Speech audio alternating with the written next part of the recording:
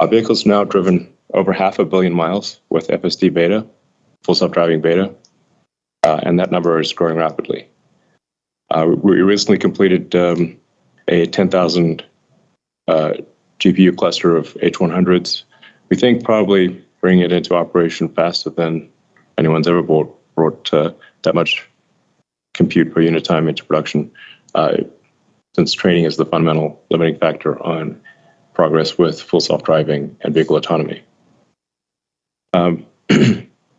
We're also seeing significant promise with FSD version 12. This is the end-to-end AI where it's photon count in, controls out.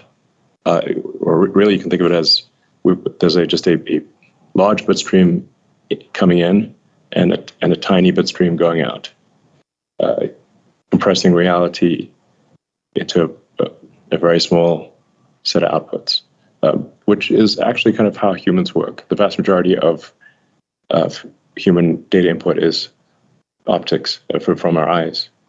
And so we are, like the car, photons in, controls out, with neural nets, just neural nets in the middle. It's very interesting to think about that. We will continue to invest significantly in AI development, as this is really the massive game changer. And I mean, success in this regard in the long term, I think, has the potential to make Tesla the most valuable company in the world by far. If you have fully autonomous cars at scale and fully autonomous humanoid robots that are truly useful, it's not clear what the limit is. Regarding energy storage, we deployed 4 gigawatt hours of energy of storage products in Q3. And as this business grows, the energy division is becoming our highest margin business. Energy and service now contribute over $500 million to quarterly profit. The Cybertruck, I know a lot of people are excited about the Cybertruck. I am too. I've driven the car. It's an amazing product. I do want to emphasize that there will be enormous challenges in reaching volume production with the Cybertruck, and then in making the Cybertruck cash flow positive. This is simply normal for when you've got a product with a lot of new technology, or any new vehicle, brand new vehicle program, but especially one that is as different and advanced as the Cybertruck, you will have problems proportionate to how many new things you're trying to solve at scale. So I just want to emphasize that while I think this is potentially our best product ever, and I think it is our best product ever, it is going to require immense work to reach volume production and be cash flow positive at a price that people can afford. Often people do not understand what is truly hard. That is why I say prototypes are easy, production is hard. People think it's the idea, or you make a prototype, you design a car, and it's not as though designing a car is that just anyone can do it. It does require taste. It does require effort to design a prototype. But the difficulty of going from a prototype to volume production is like 10,000% harder to get to volume production than to make the prototype in the first place. And then it is even harder than that to reach positive cash flow. That is why there have not been new car startups that have been successful for 100 years, apart from Tesla. So, I just want to temper expectations for Cybertruck. It's a great product, but financially, it will take, a year to 18 months before it is a significant positive cash flow contributor. I wish there was some way for that to be different, but that's my best guess.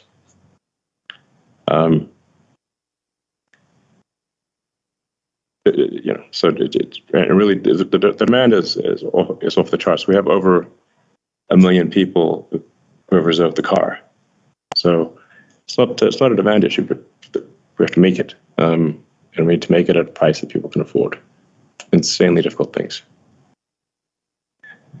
In conclusion, we continue to focus on ramping production while maintaining positive cash flow.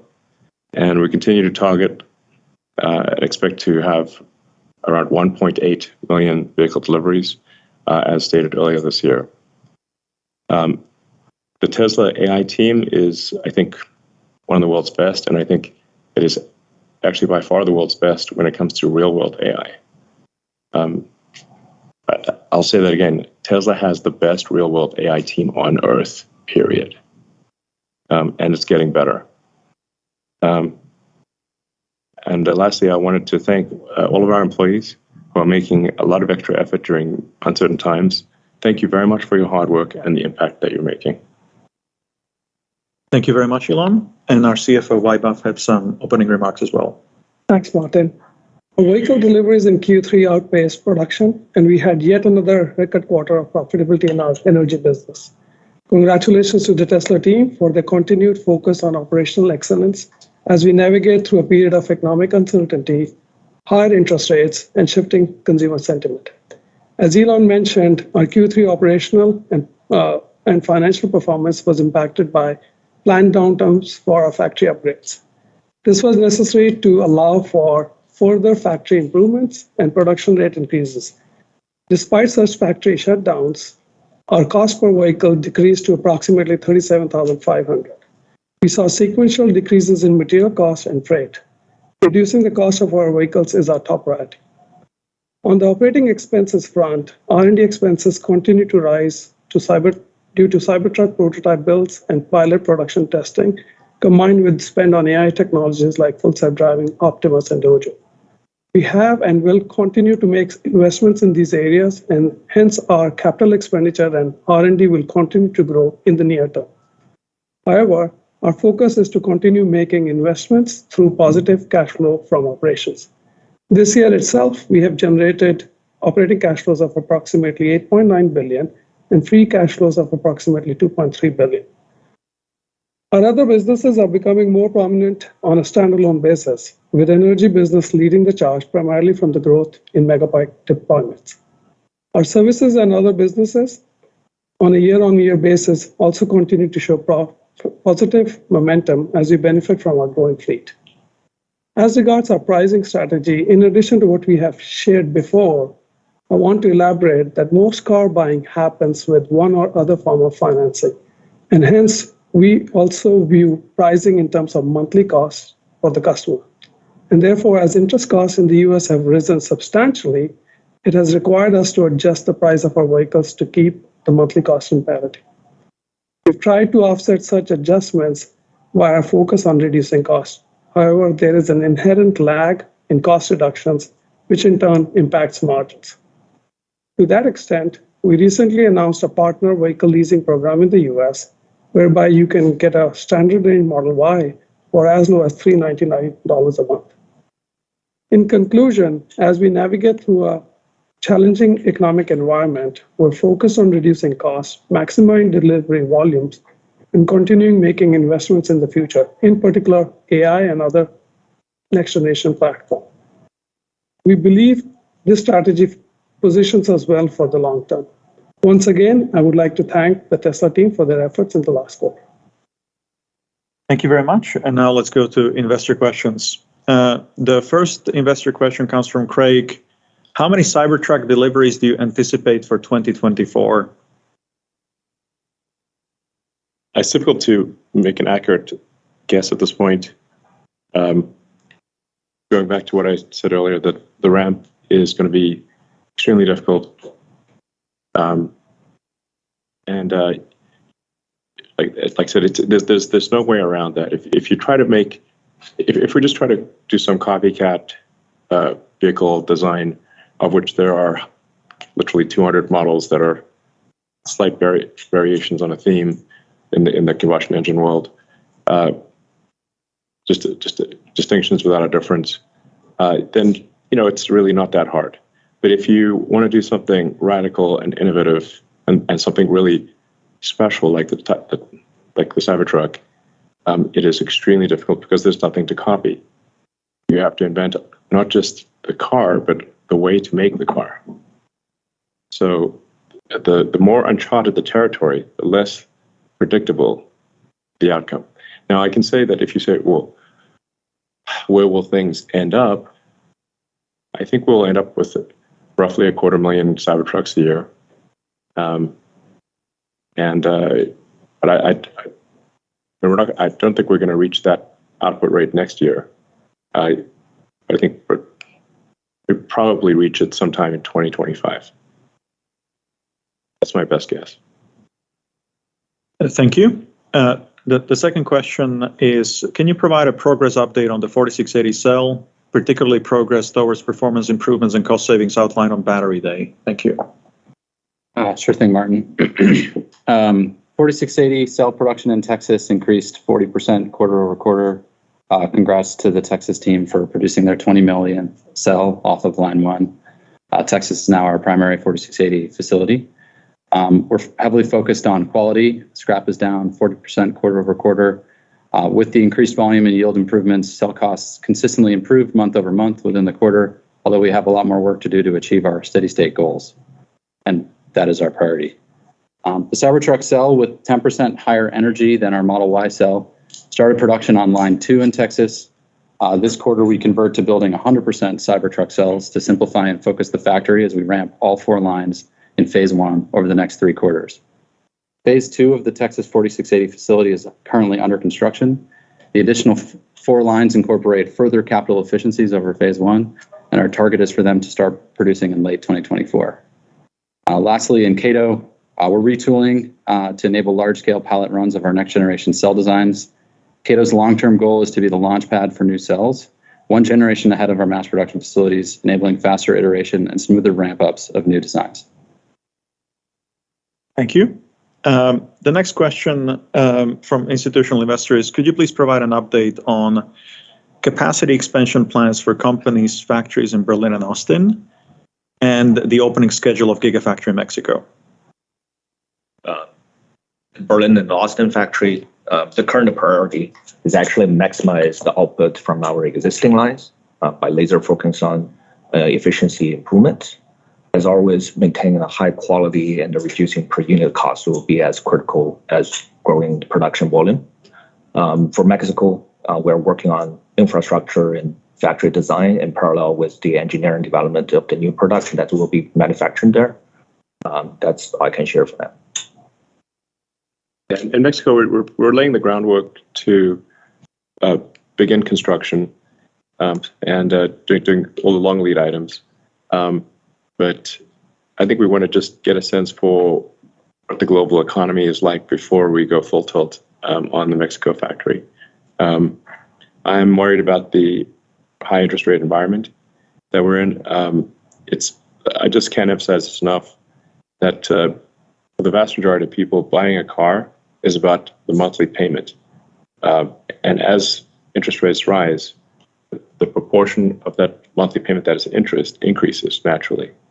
So that's if interest rates remain high, or if they go even higher, it's that much harder for people to buy the car. They simply cannot afford it. And we are tracking, I believe, at this point for Model Y to be the best-selling car on Earth, but not just in revenue, but in unit volume. If you compare that to the other vehicles that are, number 2 and number 3 and whatnot, they cost much less than our car. We're just hitting law of large numbers situations here. I know people want us to advertise, and we are advertising. I think there is something to be gained on the advertising front. I don't think it's nothing. But informing people of a car that is great that they cannot afford doesn't really help.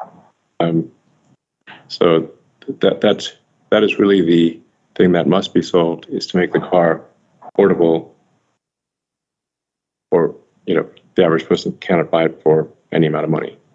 Or they simply can't afford it. They can't afford it. So this is a big deal.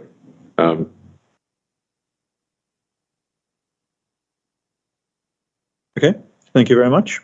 The next question is, when do you expect Model 3 Highland to be available in the US? I just wanted to address that, unfortunately, we don't answer product-related questions and timings on earnings calls, so let's go to the next one. Current sell-side consensus assumes that Tesla will deliver 2.3 million vehicles in 2024, representing 28% growth versus 2023 guidance. Is this growth rate achievable without any mass market launches in 2024? And when does Tesla expect to return to its 50% long-term CAGR? Thanks for the question. When we look at 2024, there are a lot of moving pieces. Elon just talked about what is happening in the macroeconomic environment. So we're focused on growing our volumes in a very cost-efficient manner and are carefully reviewing all our options, and we'll be able to provide a much more meaningful update at our next earnings call. Yeah, I mean, the risk of stating the obvious, it is not possible to have a compound growth rate of 50% forever, or you will exceed the mass of the known universe. But I think we will grow very rapidly and much faster than any other car company on Earth by far. Thank you. Next question is, do you have an approximate timeline in mind for the robotaxi, driven or non-driven? What excites you most about how this project is progressing?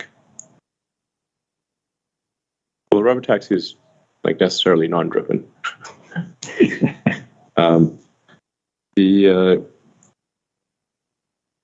I guess I'm very excited about our progress with autonomy.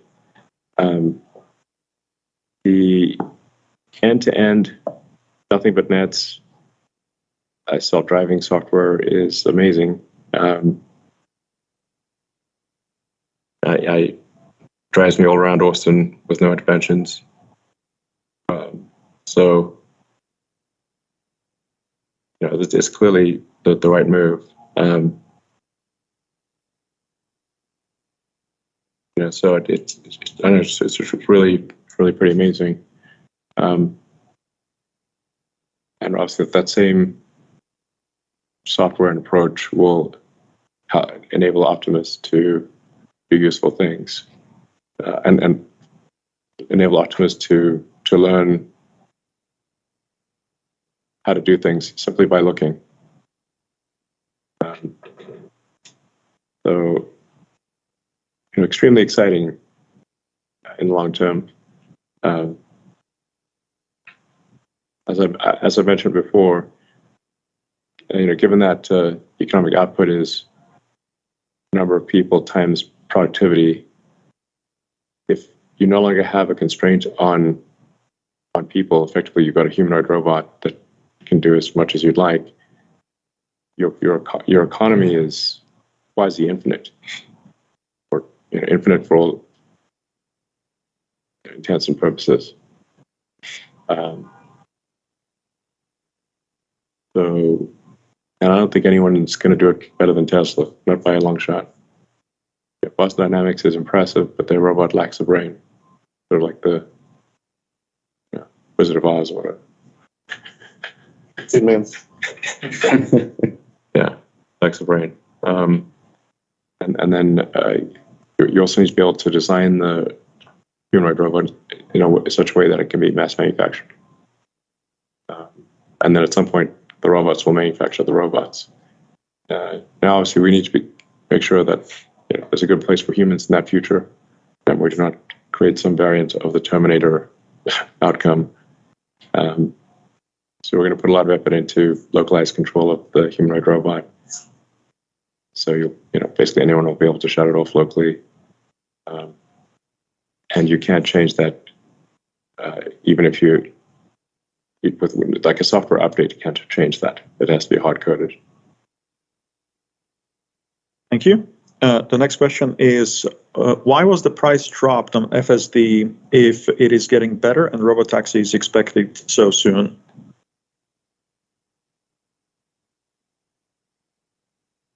Well, we just wanted to make it more affordable, so more people could try it. Yeah, I think over time the price of FSD will increase proportionate to its value. So I would regard the current price as a kind of a temporary low. Thank you. The next question is again on FSD. Mercedes is accepting legal liability for when its level 3 autonomous driving system Drive Pilot is active. Is Tesla planning to accept legal liability for FSD? And if so, when? Well, there's a lot of people that assume we have legal liability, judging by the lawsuits. We're certainly not being let off the hook on that front, whether would like to or wouldn't like to. So, I mean, I think it's important to remember for everyone that Mercedes' system is limited to a few roads in Nevada and some certain cities in California. It doesn't work in the snow or the fog. It must have a lead car, marked lanes, only 40 miles per hour. Our system is meant to be holistic and drive in any conditions, so we obviously have a much more capable approach, but with those kind of limitations, it's really not very useful. I think some people understand the profundity of the Tesla AI system. Most people, very, very few. It's basically baby AGI. It has to understand reality in order to drive. Baby AGI. Thank you. The next question on Optimus. Will Optimus be working on Gigafactory lines next year? If so, how many would you guess will be deployed?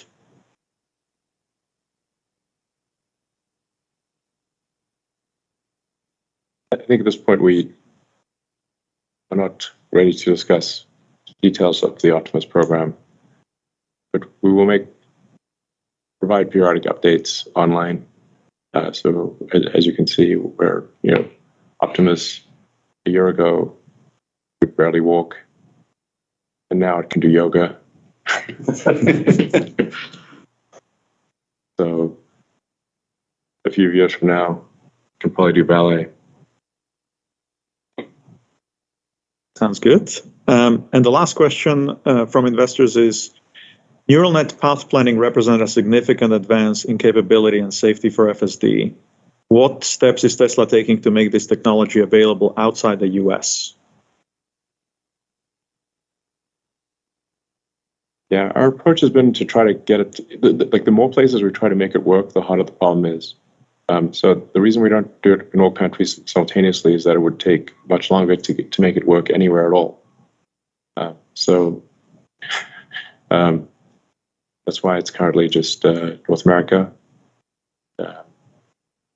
And also for most parts of the world, you have to get approval before deploying things, whereas in the US, you can deploy things at risk, or at least you take liability for what you deploy. So it's whereas most countries require some sort of extensive approval program. So we only want to go through that extensive approval program when we think it's kind of ready for prime time in that country. I apologize that it's not in those countries, but we keep finding ways to make it better, and it needs to drive. It needs to drive such that it exceeds the even unsupervised, significantly exceeds the probability of injury of a human. Or significantly better, a lower probability of injury than a human by far. I think we're tracking to that point very quickly. Obviously, in the past, I've been overly optimistic about this.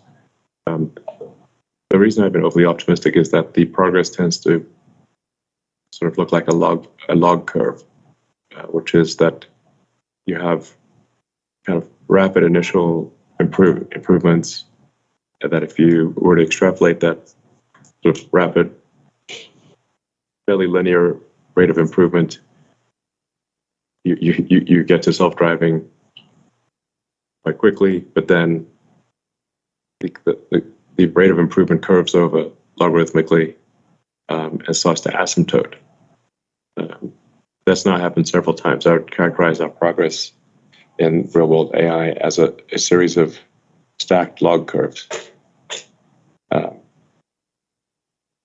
think that is also true in other parts of AI, like LLMs and whatnot. Series of stacked log curves.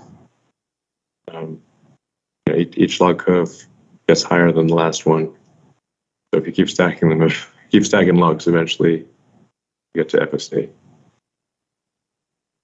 Thank you. Let's now go to analyst questions. The first question comes from Will Stein from Truist. Will, please go ahead and unmute yourself. Great. Thanks so much for taking my question, and thanks for all the updates today. We learned earlier in the call, it sounds like you don't think the truck will ramp to significant volume until its third year of production. Should we have a similar anticipation for the ramp of the next-gen platform, or is there any reason that we should be maybe more optimistic or pessimistic about the ramp profile there? Thank you.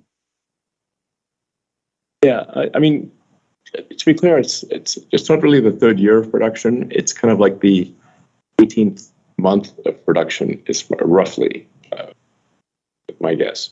So it's just that it'll happen is that it starts this year, spans next year, and gets to 2025. So technically there are 3 calendar years in there, but there's actually only 18 months, not 3 years. I would be very disappointed if it took us, and that would be shocking if it took us 3 years. But 18 months from initial deliveries to reach volume and reach prosperity with an immense, I can't tell you how much the blood, sweat, and tears level required to achieve that is just staggering. I've been through it many times. And then here we go again.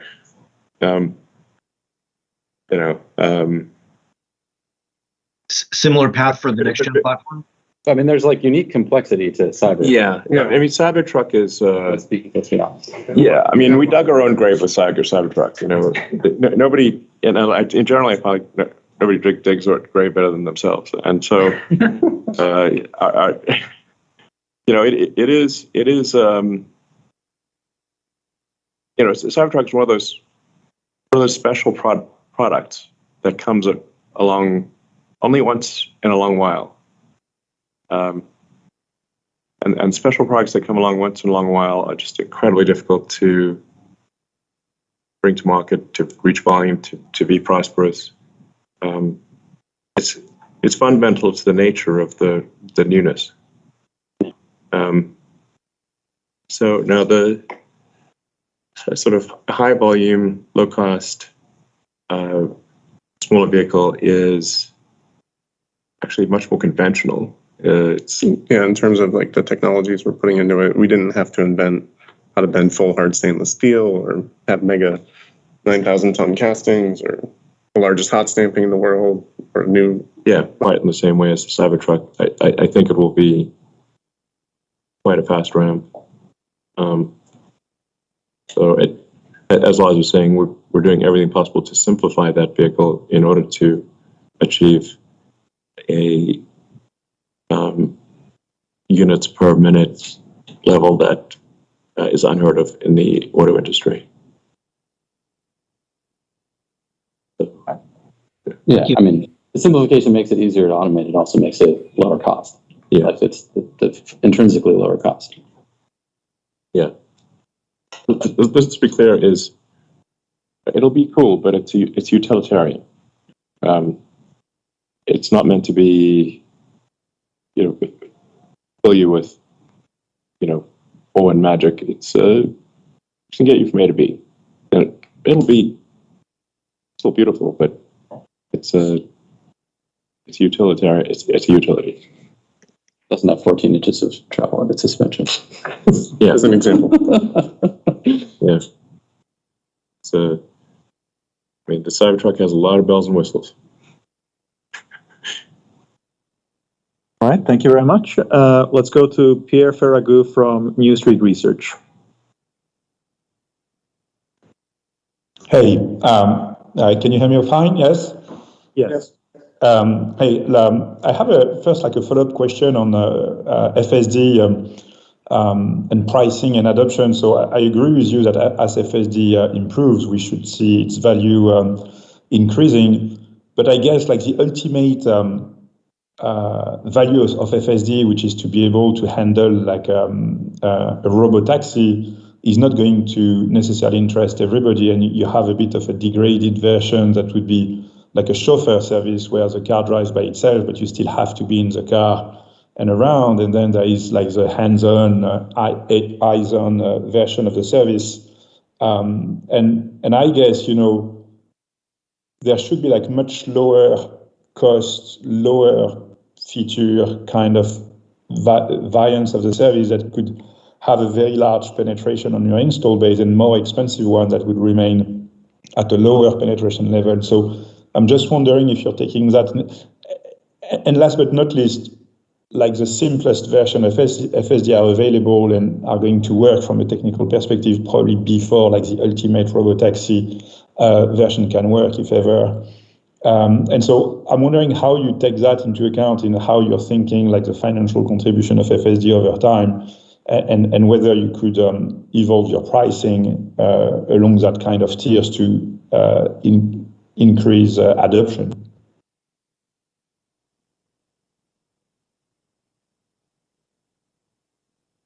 Yeah, I mean, a fully autonomous vehicle, I think here sort of the economics of a fully autonomous vehicle are truly astounding in a positive way. When you look at passenger vehicles today, they only get about 10 to 12 hours of usage per week. That's, if you drive an hour and a half a day on average, that's roughly 10 hours a week out of 168 hours. And then there's also, you got to have parking and insurance. You got to take care of the car. It's there's a lot of overhead. So, I mean, it's the economics of the system are just insanely positive. If given that the car, all of the cars we're making and have made for a while, we believe are capable of full autonomy. So then if you're able to, say, increase the utility of that car by a factor of 5, which still only means that it's being used for maybe 50 hours a week out of 168. So you're still assuming that still assumes less than a third of the hours of the week is doing something useful. You've increased the value of that by 5, but it still costs the same. You have something, then we're a hardware company with software margins.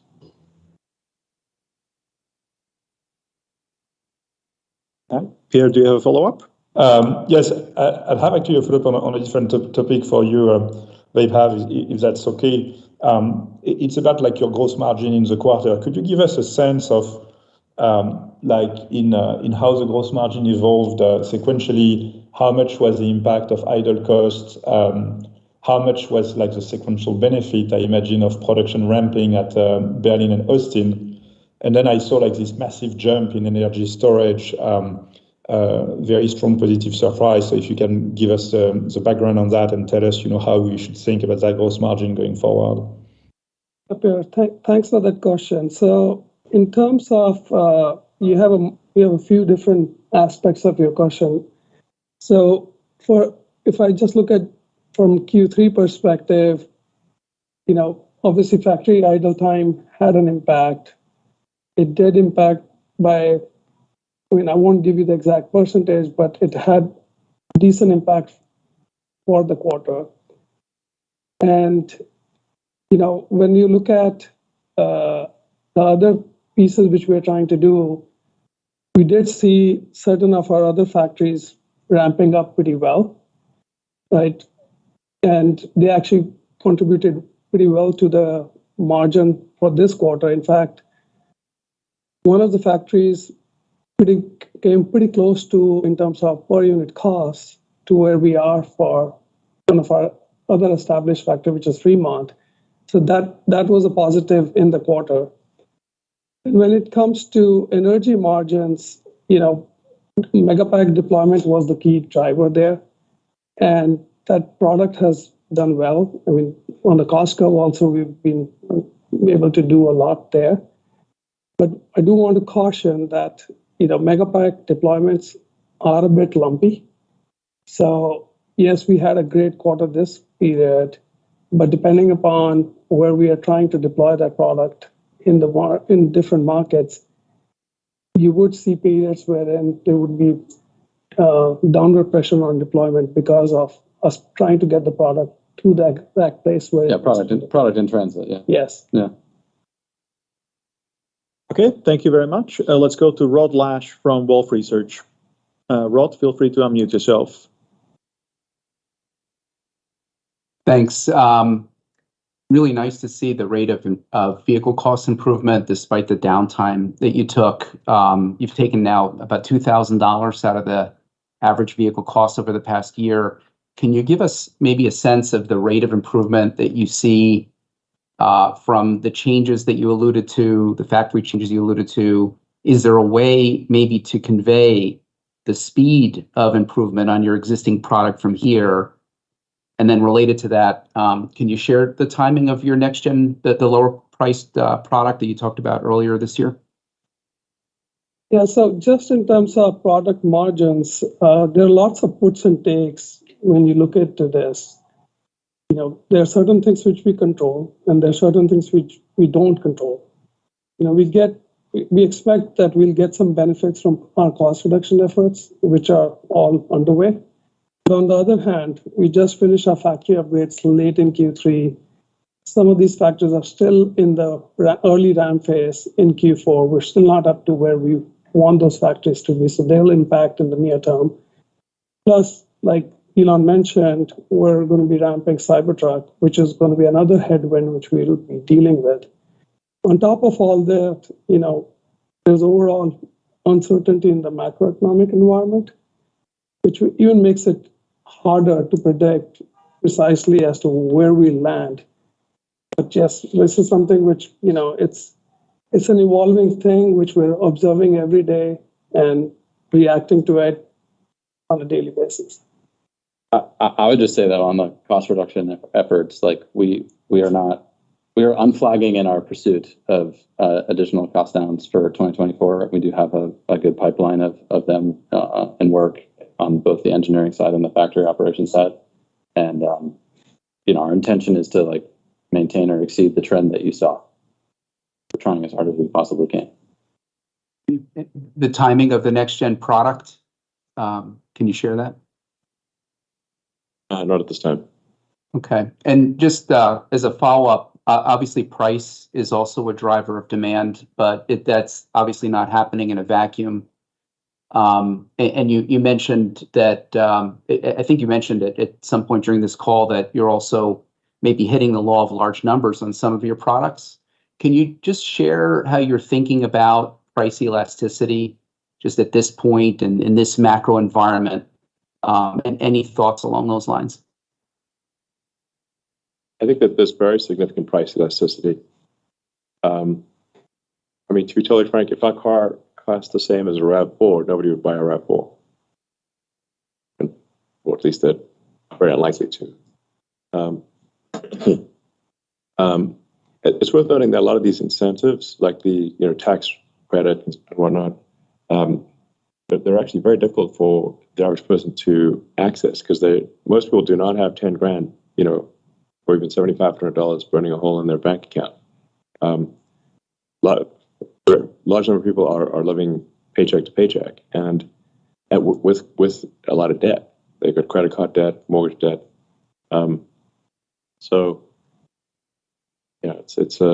That's reality for most people. It's sometimes difficult for people who are high income earners. And I'd say high would be like someone who's earning over $200,000 a year, to understand what life is like for someone who is earning $50,000 or $60,000 or $70,000 a year, which is most people.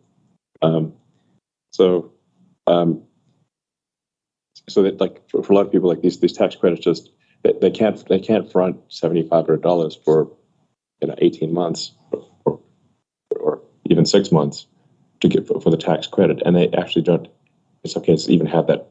Then I have $7,500 in taxes. So, so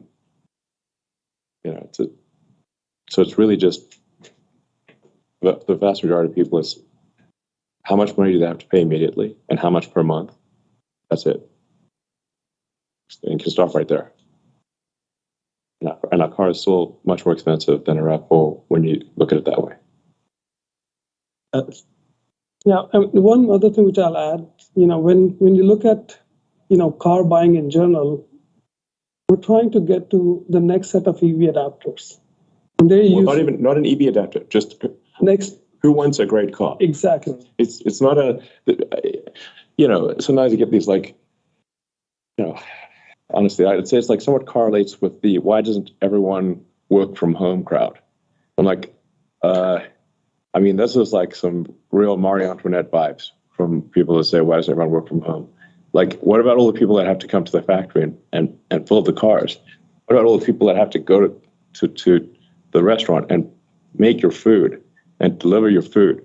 It's like, what are you talking about? How detached from reality does the work from home crowd have to be? While they take advantage of all those who cannot work from home. So, you have to say, like, why did I sleep in the factory so many times?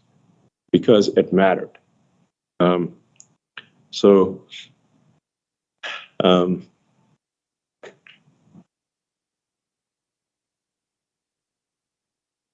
I just can't emphasize how important cost is. It's not an optional thing for most people. It is a necessary thing.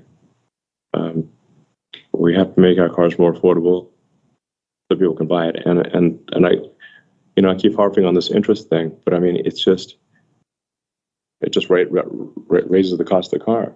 We're looking at an internal analysis, which we think is more or less on track.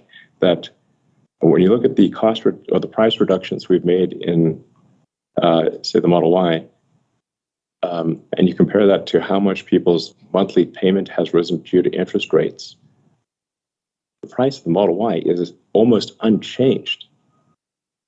If you factor in the change in interest rates. Yes, which is that's what I'm trying to say. The thing that matters is the monthly pay. It's how much money do they have to put down, and do they literally have that in their bank account, or will the check bounce? And then what is the monthly payment? And it doesn't matter if that monthly payment is principal, interest, or whatever. It's just a number, and that number has to not cause their bank account to go negative. That's it. So, going from near zero interest rates to the current very high interest rates, the actual monthly payment is basically the same. It's just a bunch more of it is going to interest. And there are some incremental challenges beyond that, which is the difficulty of getting credit at all has increased. And so the number of people who simply cannot get credit, period. Even if they've got a job and everything's solid, the banks are, a little gun shy on handing out credit, given that a bunch of them kicked the bucket earlier this year. There's also just fewer options. Even if they want to hand out credit, there's fewer banks to go to. It's like, does your bank still exist? Yeah. Well, if your bank does not exist, you have to establish a relationship with a new bank. So a lot of regional banks are, died, and even Credit Suisse. That was a shocker. Got a 160-year-old-ish Swiss institution that doesn't exist anymore. That's mind-blowing. And I think there's still quite a few shoes to drop on the bad credit situation. Commercial real estate obviously is in terrible shape.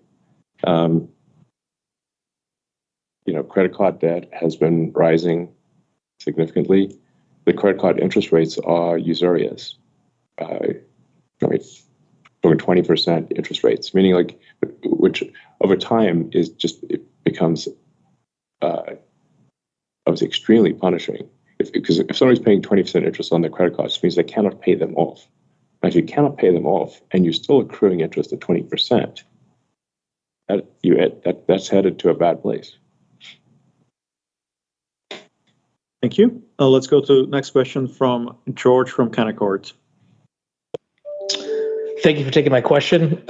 Just to focus on the cost per vehicle, coming down in future quarters, as you discussed in your written remarks. I'm curious as to what the levers of that could be.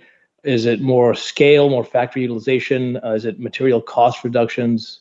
Are there things like gigacasting? I mean, could you just kind of give us some data points to give us confidence that that's going to come down over time? And if I can sneak one in, please. There are press reports, and I know how perilous it is to believe some of these, but they say that you've included radar as an option in some Model Ys in China, and I'm just here to ask if that's true, and if so, why? Thank you. We've not included radar. We have radar as a Tesla designed radar as an experiment in the Model S and X. That's it. We'll see whether that experiment is worth it. But there are no plans to integrate radar into 3 and Y.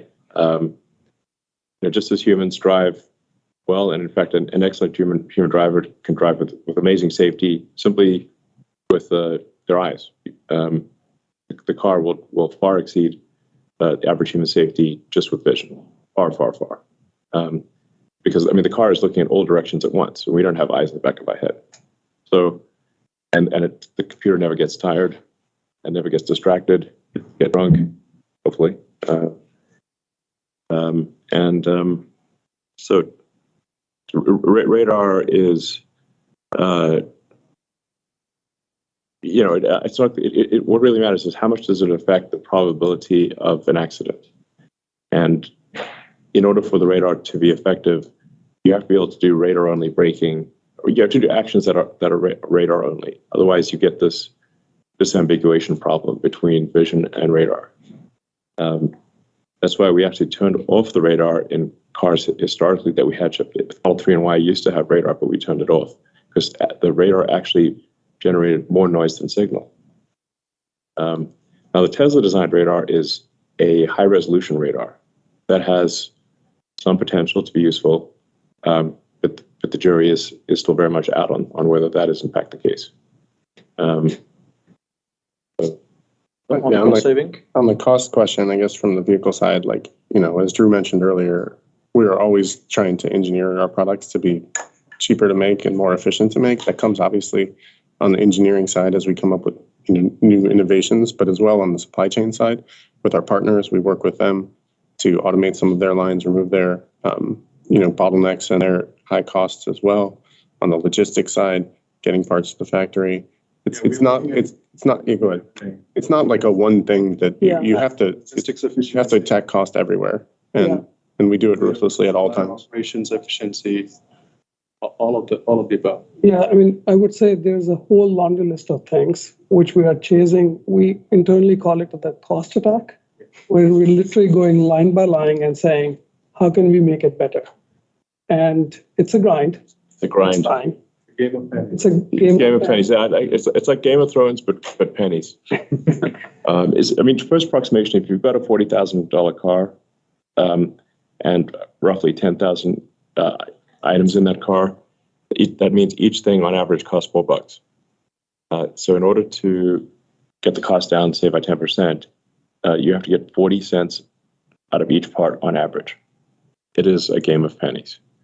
We play it. Willingly. We play it. Yeah, religiously. We've done it many times, even something as simple as like a sticker. Like there's too many stickers internally in the car that nobody ever sees.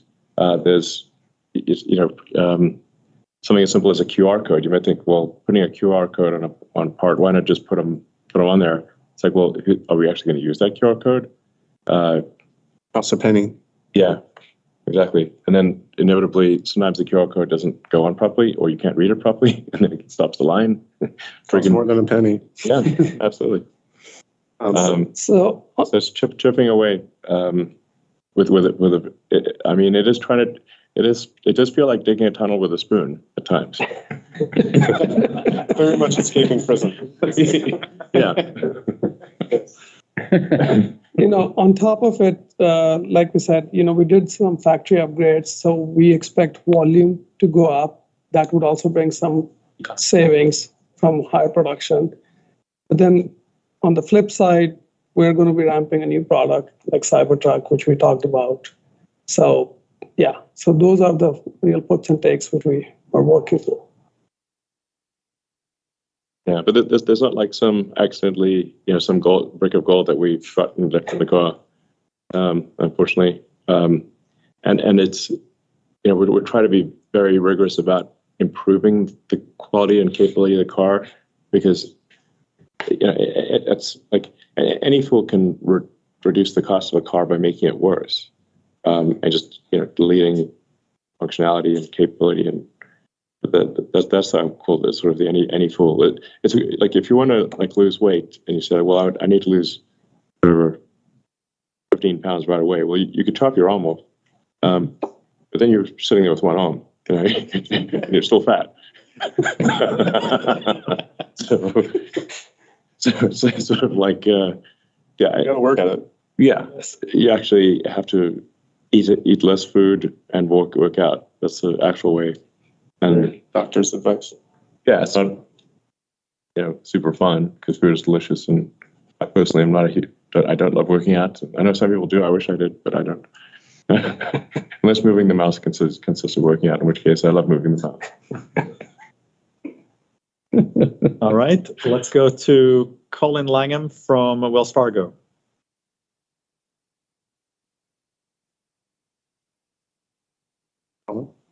Colin, can you unmute yourself? Oh, sorry about that. Do you hear me now? Yes. Oh, great. Thanks for taking my question. You said in the commentary that you're not going full tilt on the plant in Mexico until there's signs that the economy is strong. Can you continue at a 50% CAGR without that plant? And where would that come from? And any color on what you mean sort of not going full tilt? Could that plant get delayed indefinitely? Or what are we kind of talking about? No, we're definitely making the factory in Mexico. We feel very good about that. We put a lot of effort into looking at different locations, and we feel very good about that location. And we are going to build a factory there, and it's going to be great. The question is really just one of timing, and I'm just going to be a broken record on the interest front. It's just the interest rates have to come down. Like if interest rates keep rising, you just fundamentally reduce affordability. It is just the same as increasing the price of the car. So I just don't have visibility into. If you can tell me what the interest rates are, I can tell you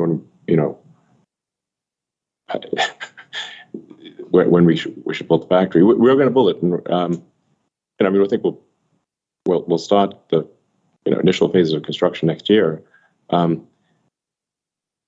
But I am still somewhat scarred by 2009, when General Motors and Chrysler went bankrupt.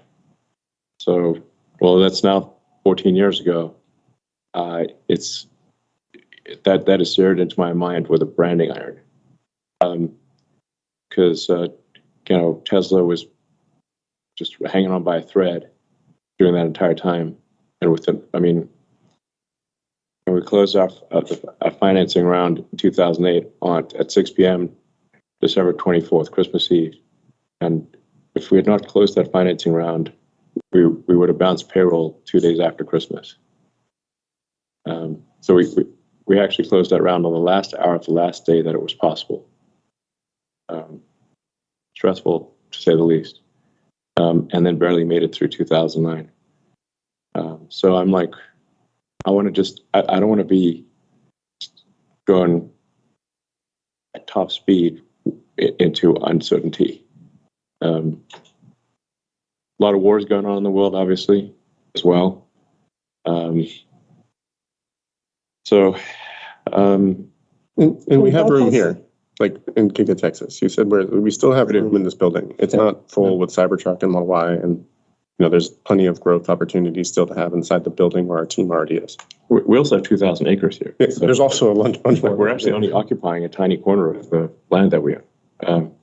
But we could technically do all the scaling necessary just here. I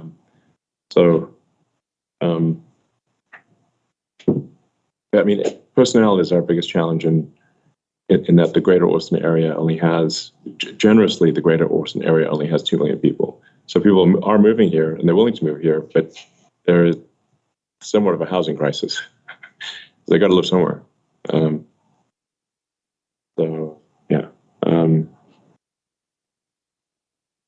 Okay, So I don't know. I mean, I'm just curious. I'm not saying things will be bad. I'm just saying they might be, and I think Tesla is an incredibly capable ship, but if we need to make sure, like, if the macroeconomic conditions are stormy, even if the best ship is still going to have tough times, the weaker ships will sink. We're not going to sink, but even a great ship in a storm has challenges. Now, that storm will apply to everyone, not just us, and not just the auto industry. It'll apply to everyone, I think. Apart from necessary sort of staples like food and stuff, but so I don't know. If interest rates start coming down, we will accelerate. All right. If anybody's got any guesses on this, I'd love to be less wrong. And I apologize if I'm perhaps more paranoid than I should be, because that might also be the case, because I have PTSD from 2009, big time. And in 2017 through 19 were not picnic either. That was very tough going. So, the auto industry is also somewhat cyclic. It's because, people tend to hesitate to buy a new car if there's uncertainty in the economy. So it's, car companies do very well in good economic times, and they don't do as well in tough economic times. So it's just, whereas if somebody's selling bread, then I think that people still need to have bread. Yeah, yeah, you need bread. You need food all the time, but new car you don't have to have right this minute. Especially if there are wars going on, and then that impacts your sentiment. Yeah, I mean, if people are reading about wars all over the world, buying a new car tends to not be front of mind. All right. Unfortunately, that's all the time we have today. Thank you very much for all of your good questions, and we'll see you again in 3 months. Thank you very much.